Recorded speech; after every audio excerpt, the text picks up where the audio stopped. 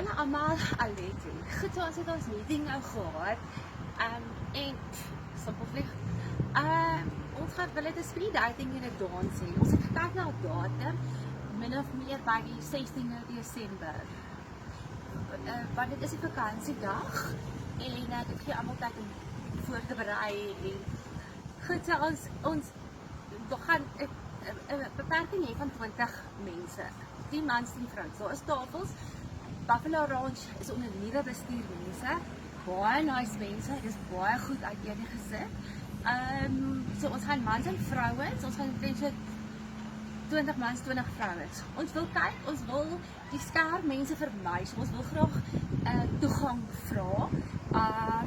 So ek wil ook graag weet wat het julle, ons kyk in die rigting van R100, maar as jy dan nou aankom, het ons gereël met onder die Buffalo Ranch nuwe bestuur, dat as jy daar inkom, dan kry jy jou gratis drankie van jou keuse, dit sluit die prys in. En dan gaan ons die vraelysie opsioneel sit vir mense, wat byvoorbeeld kan wat jy frases, wat jy gaan sê in kleer, wat jy gaan sê in rugbyspeler, wat jy gaan sê in blikkie, al die sulke tipe goed, algemene kennis vra.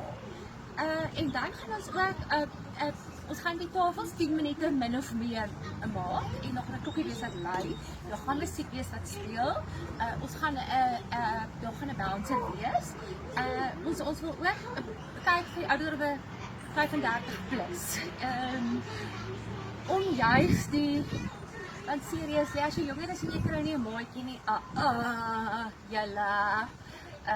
So ons gaan klere wat gesê nie formal, soos nie skerp mense nie.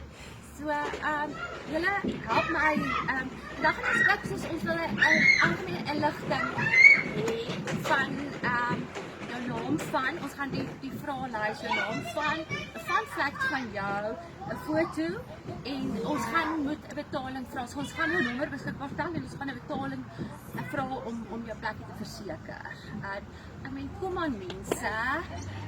Dankie julle, ek laat weet. Cheers.